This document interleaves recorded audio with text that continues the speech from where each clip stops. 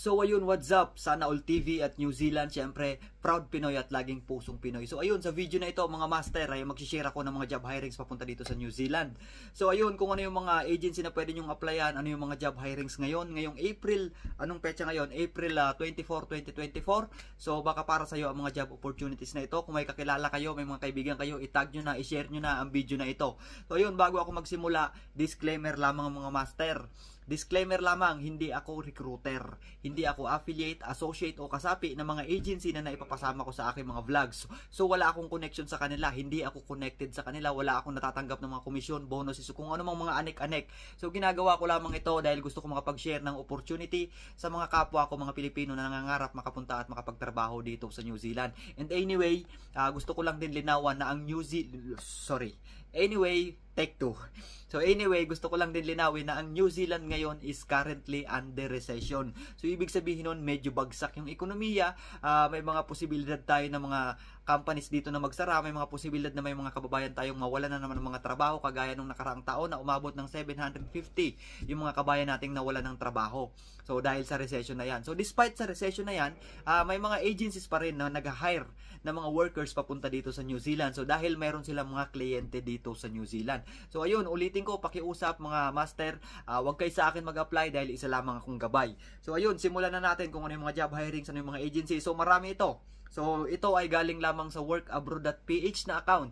So kaya I highly recommend at suggest na mag-download din kayo at gumawa kayo ng account sa workabroad.ph para kahit nasa bahay kayo, pwede kayong mag-survey kung ano yung mga job hirings ngayon, kung ano yung mga bansa na may mga job hirings na maganda at kung ano yung mga in-demand na mga trabaho ngayon dito sa abroad. So ayun, simulan na natin. Okay, number 1, hiring papunta dito sa New Zealand. So medyo mabagal lang yung ating signal, hindi nakikisama si signal. So ayun, ang Iwa Human Resource Corporation o dating pangalan niya formerly known as Yangwa ay hiring ng mga heavy machine operator papunta dito sa New Zealand. So meron siyang salary offer na 27.29 to 29.66 New Zealand dollar kada oras. Meron silang 38 vacancies at pwede kayo mag-apply hanggang May 23, 2024. So ayun, ulitin ko, heavy machine operator under Iwa Human Resource Corporation. So ayun, ang qualifications mga master, a minimum of 3 years of working experience is required. So dapat verifiable work experience. So candidates must be at least high school graduate with Philippine driver's license restriction 1 and 2 with original certificate of employment. At dahil nga may bagong rules dito sa New Zealand, ihanda nyo na ang inyong mga English proficiency kasi nga required yung IELTS dito sa New Zealand. So ang company niya dito is Estela Recruitment NZ Limited. So located siya dito sa Auckland, New Zealand, at this job has no placement fee. So ayun, paano nyo malalaman kung saan yung address ng Iwa Human Resource Corporation? So ayun, ano pang hinihintay nyo? Pumunta na kayo sa 1268 General Luna Street, Ermita, Manila, near LRT-UN Station, Manila, Metro Manila, Philippines. So ayun, nasa Metro Manila lang ang Iwa Human Resource Corporation. So pwede kayong pumunta, mag-walk-in para mag-apply dito sa job hirings nila na heavy machine operator papunta dito sa New Zealand. So ulitin ko, wag kayo sa akin mag-apply dahil isa lamang akong gabay mga master. So ayun, number 2 sa job hirings natin ngayon. So Vehicle Recovery Operator under JD Placement Agency Incorporation. So meron siyang salary offer na 30 to 30.10 New Zealand dollar per hour at meron siyang 20 vacancies. So ayun, pwede kayong mag-apply hanggang May 19, 2024. So ang qualifications is a minimum of 3 years verifiable work experience is required. Candidates must be a vocational diploma, short course certificate holder in other or similar fields. So experience in the same fields, high school graduates are welcome to apply. So ayun, basta ihanda nyo ang inyong English proficiency kasi nga may IELTS sa lahat ng papasok dito under work visa. So ang employer niya dito sa New Zealand is Need for Skills International and National Recruitment. So this job has no placement fee. So ayun, ang location ng JD Placement Agency Incorporation, so matatagpuan siya sa room 501 Donna Felisa, Sikuho Building, Remedios Street, corner Taft Avenue, Manila, Philippines. So ayun, nasa Taft Avenue lamang ang JD Placement Agency Incorporation. So pwede nyo ring bisitahin ang kanilang Facebook page, search nyo lamang yung JD Placement Agency, at gayon din sa Iwa Human Resource Corporation, pwede nyo bisitahin ang kanilang mga Facebook page at malaman doon kung ano yung mga job hirings nila ngayon. So ulitin ko, ang job hirings na ito ay Vehicle Recovery Operator under JD Placement Agency Incorporation, papunta dito sa New Zealand. So ayun, pangatlo sa ating listahan. So, extruder operator. So, ayun, ang agency na nag-hire ng extruder operator ay 21st Century Manpower Resources Incorporation. Ito yung agency na nagpaalis sa akin papunta dito sa New Zealand. So, ayun, extruder operator, hiring ang 21st Century, papunta rito sa New Zealand. Meron siyang salary offer na 29 to 35 New Zealand dollar per hour. So, meron na lamang siyang 5 vacancies at pwede kayo mag-apply hanggang May 17, 2024. So, ang qualifications mga master is a minimum of 3 years working experience is required. 3 years verifiable work experience. So, no minimum educational attainment is required for this position. So, monitor and manage material feed system to ensure a continuous and efficient production process. So, ayun, ang employer niya dito sa New Zealand is People Incorporation at this job has no placement fee. So, ngayon, ano ang address ng 21st? So, ulitin ko, ang agency na ito yung nagpaalis sa akin papunta dito sa New Zealand at located siya sa room 401, 405, 406, and 407, JR Building, 1520, Quezon Avenue, South Triangle, Quezon City, Metro Manila, Philippines. So, ayun, nasa Quezon City ang location ng agency. Ano pa mga master, mag-walk-in na kayo, i-share nyo itong mga job hiring dito, share nyo itong video na ito sa inyong mga kakilala. Baka para sa kanila ang mga job opportunity na ito sa inyong mga kamag-anak at kaibigan. So, ayun, ano pang hinihintay nyo, punta na kayo sa 21st Century at mag-apply bilang isang extruder operator para malaman nyo kung ano yung mga job details tungkol sa mga job hirings na ito. So ito pa, insulation technician. So under ulit sa 21st Century Manpower Resources Incorporation. So nangangailangan sila ng insulation technician. Meron itong salary offer na 29.66 to 35 New Zealand dollar kada oras. Meron na lamang itong 5 vacancy at pwede kayong mag-apply hanggang May 16, 2024. So ang qualification is a minimum of 5 years of working experience is required. So ulitin ko, verifiable work experience. So, no minimum educational attainment is required for this position.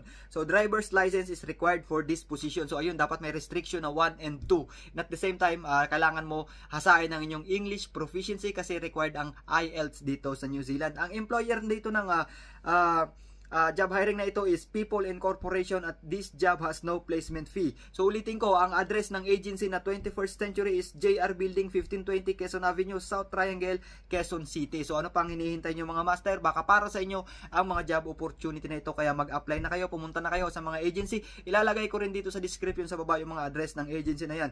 So ito naman, punta tayo sa staff nurse with IELTS.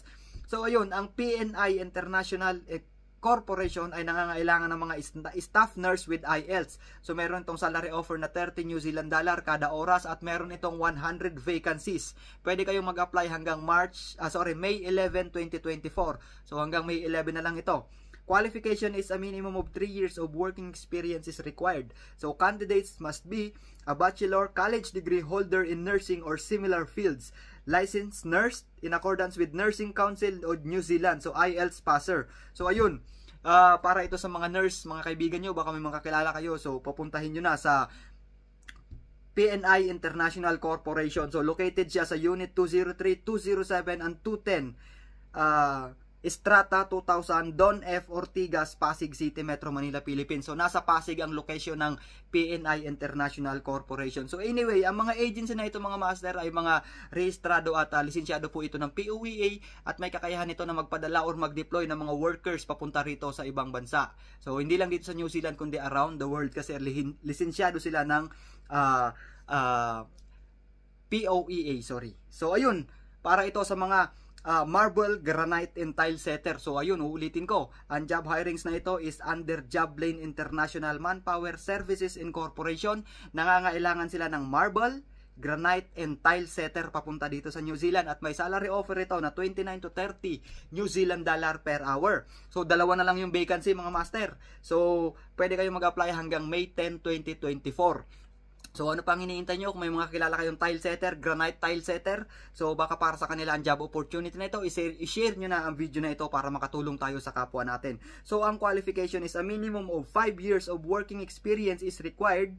Candidates must be at least high school graduate, can confidently speak and understand the English language. So ayun, lagi kong sinasabi kasi nga may IELTS na dito sa New Zealand. So ayun, ang principal employer niya dito sa New Zealand is All Trades Labor Hire Limited. So this job has no placement fee. So ngayon, saan matatagpuan ng Joblane International Manpower Services Incorporation? So makinig ka. So located sila sa 6th floor, Video Building, 707 TM Calao Corner, Churuca Street, Ermita, Manila, Philippines. So ayun, nasa Ermita, Manila, matatagpuan ng Joblane. So ano pang hinihintay nyo? Mag-walk-in na kayo sa Joblane at mag-apply bilang isang marble and granite and tile setter papunta dito sa New Zealand. So ulitin ko, itong mga job hirings na ito is under workabroad.ph. So dito ko kinukuha itong mga job hirings na ito. Kaya ito ang kagandahan kapag meron kayong account ng workabroad.ph. So ngayon, last but not the least, small engine mechanic. So ayun, under Joblane ulit ito. Joblane International Manpower Services Incorporation ay nangangailangan sila ng mga small engine mechanic. So meron siyang salary offer na 29 to 30 New Zealand dollar kada oras at mayroon na lang siyang 2 vacancy. So pwede kayo mag-apply hanggang May 2, 2024. So ang qualification is a minimum of 5 years working experience is required. Candidates must be at least high school graduate, can confidently speak and understand the English language. So ayun, ang employer niya dito is All Trades Labor Hire Limited.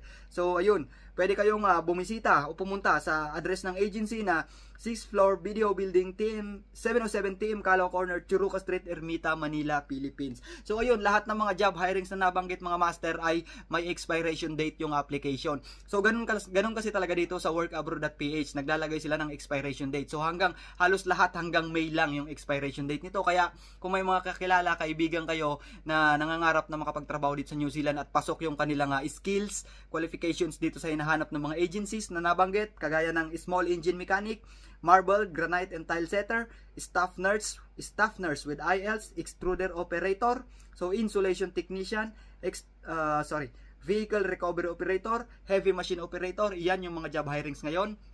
Mapunta dito sa New Zealand under Iwa Human Resource Corporation, JD Placement Agency, 21st Century Manpower Resources Incorporation, PNI International Corporation, and Joblane International Manpower Services. So ito po mga agency na ito, ulitin ko po, ito po ay mga rehistrado at lisensyado ng POEA. Ito po ay may kakayahan na mag-deploy or magpadala ng mga workers sa iba't ibang panig ng mundo. So ayun, good luck sa lahat. Ulitin ko, kung may mga kakilala kayo, may mga kaibigan kayo, kamag-anak kayo na mapasok yung skills dito sa hinahanap ng mga agency na ito, ng mga job hirings na ito papunta dito sa New Zealand. So i-share nyo rin ang video na ito para makatulong tayo. Ika nga sa kasabihan, share the blessings, spread the opportunity. So napakasarap tumulong, di ba? So ayun, lagi nating tatandaan mga master na there is no secret to success. It is always the result of preparation, hard working, and learnings from failure. Syempre, put God at the center of everything. Kasi God knows everything. Siya lamang nakakaalam kung ano yung kapalaran ng bawat isa sa atin dito sa mundo. So ayun lamang, good luck sa lahat ng mga master ko dyan. Good luck sa lahat ng job hunters. God bless you all.